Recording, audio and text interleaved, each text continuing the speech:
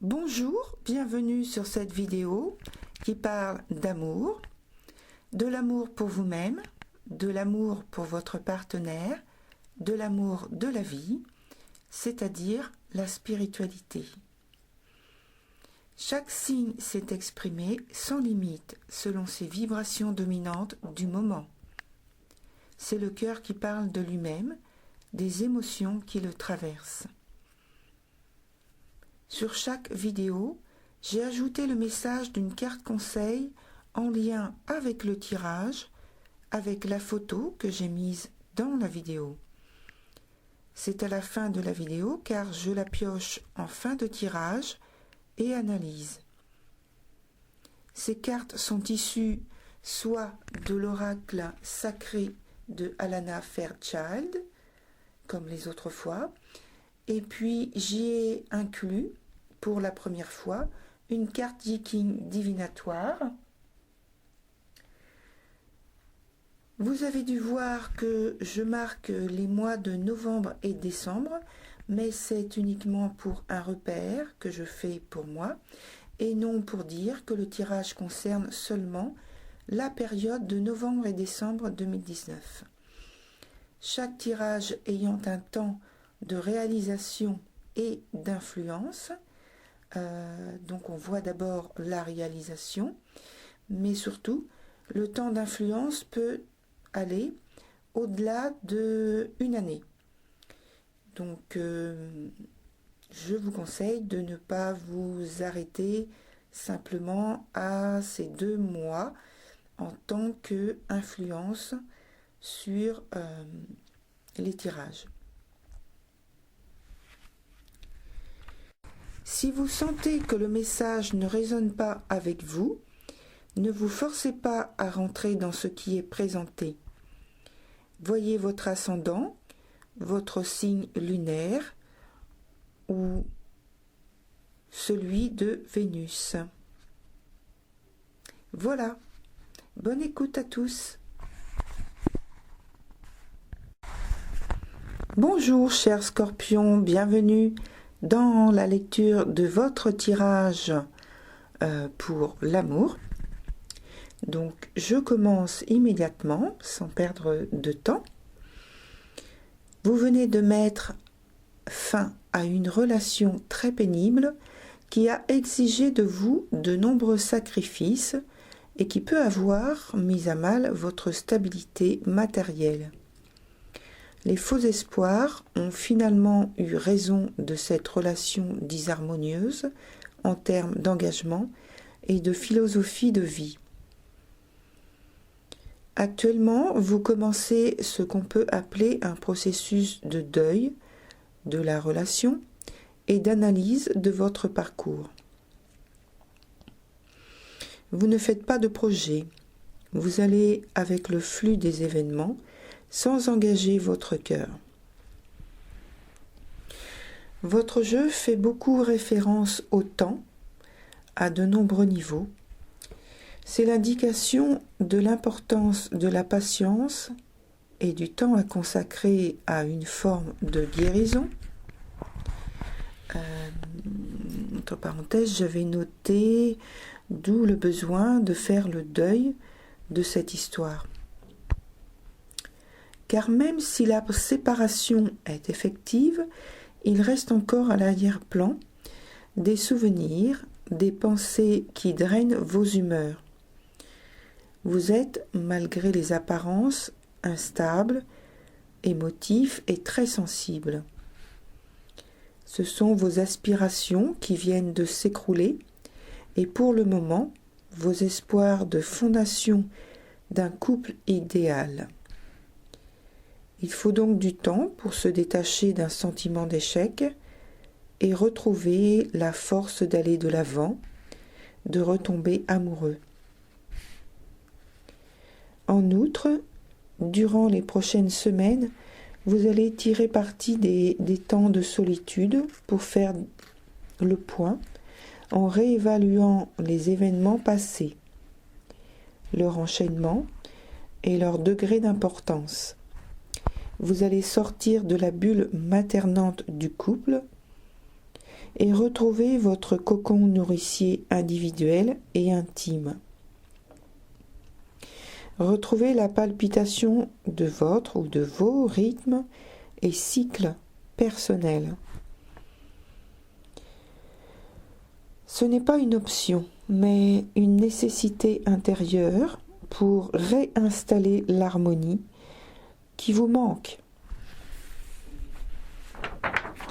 Votre jeu montre en effet une fondation pour cette relation trop instable et manquant de vision d'avenir ou même du présent trop aléatoire, trop idéaliste. La remise en question de la relation s'est faite récemment, durant l'été ou à la rentrée 2019. Soit il y a la découverte d'une tierce personne qui perturbe la relation, ou bien c'est vous qui vous êtes engagé ailleurs, soit ce sont des sentiments qui changent brusquement et la fin de l'attraction pour le partenaire, soit c'est la découverte que l'un des partenaires fausse ses sentiments et donc il y a de l'hypocrisie. En toute fin d'année, et je pense début janvier 2020, vous aurez retrouvé la confiance dans la vie qui vous caractérise et serez émotionnellement disponible pour une nouvelle aventure amoureuse si l'occasion se présente. Vous laisserez parler votre cœur avec toute la légèreté du moment. Durant tout ce temps, vous aurez renforcé vos valeurs quant à l'union, l'engagement et surtout ce que vous souhaitez incarner et trouver chez l'autre. L'attachement que vous portez à trouver l'harmonie au sein du couple aura été le cœur de votre réflexion contemplative. Moins de doutes qui encombrent votre esprit et une nouvelle conscience des éléments qui vous permettront de vous impliquer davantage, d'appliquer plus clairement vos désirs et souhaits et vos besoins. Vous serez également plus critique, plus assertif dans vos relations.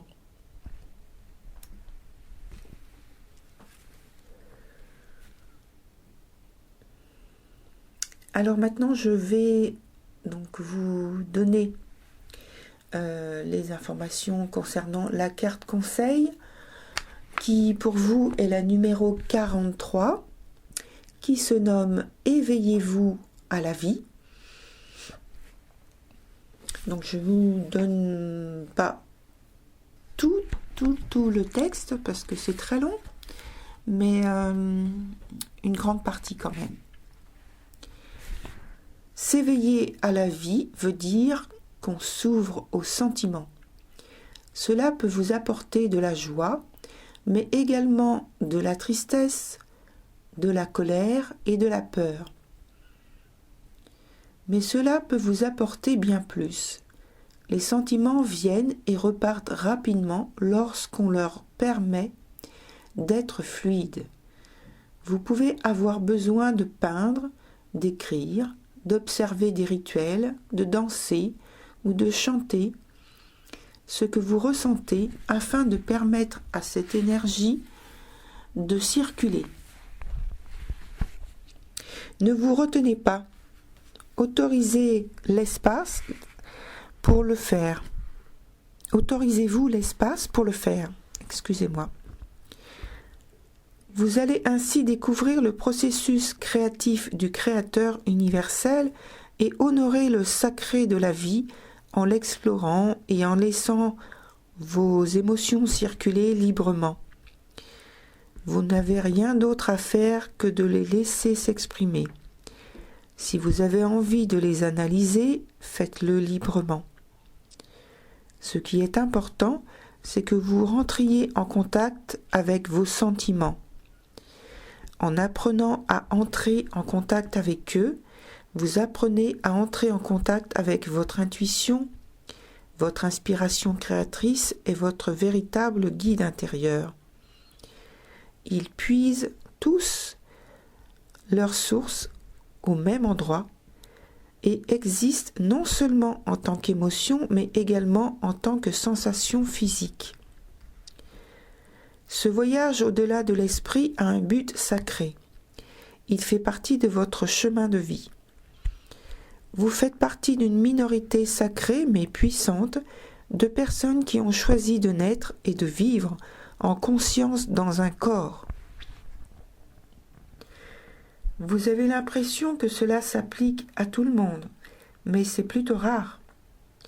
Il existe beaucoup d'esprits qui n'habitent pas leur corps en conscience, qui ne l'aiment pas, ne l'honorent pas. Stabilisez vos relations. Vous avez peut-être la chance d'avoir des relations qui suivent votre changement d'une manière consciente et constructive plutôt que de façon destructrice et manipulatrice. Si c'est le cas, parlez, partagez. Si ce n'est pas le cas, alors vous allez avoir besoin de plus de ressources pour vous soutenir dans votre processus d'éveil, du moins jusqu'à ce que vous attiriez plus de connexions conscientes dans votre vie. Ces connexions sont très certainement sur le point de se produire parce que vous travaillez avec ces oracles. Vous pouvez vous soutenir dans ce processus et planifier du temps pour vous-même, mais si vous aviez rendez-vous avec la personne la plus... comme si vous aviez rendez-vous avec la personne la plus importante de votre destinée. Écrivez dans votre journal, dansez, peignez, créez, soyez tendre avec votre corps, écoutez-le et laissez-le vivre. Sachez que même dans les moments de douleur, il existe des moments de béatitude, car le processus de guérison et d'éveil se poursuit.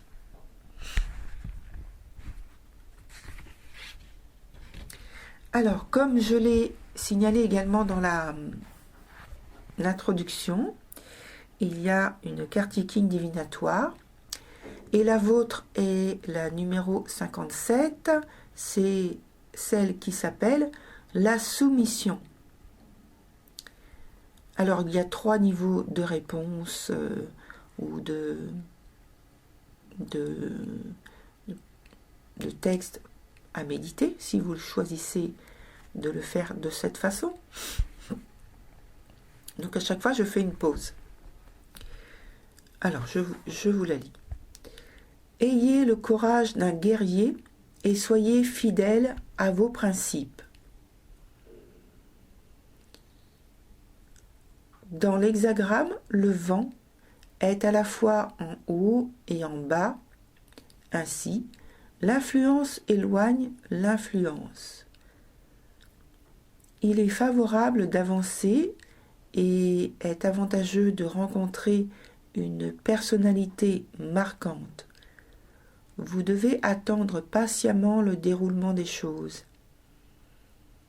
Allez au fond du problème, utilisez la méthode appropriée, prenez résolument des décisions, luttez farouchement et vivez dans la modération. Ainsi, on sera porté à vous obéir et vous atteindrez plus facilement votre but.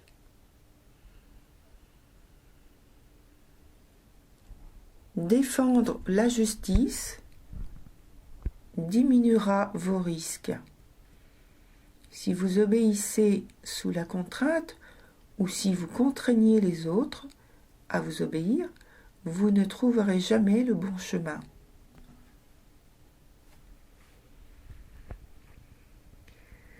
Voilà, c'est terminé pour la lecture de votre tirage et des cartes conseils qui y sont associées.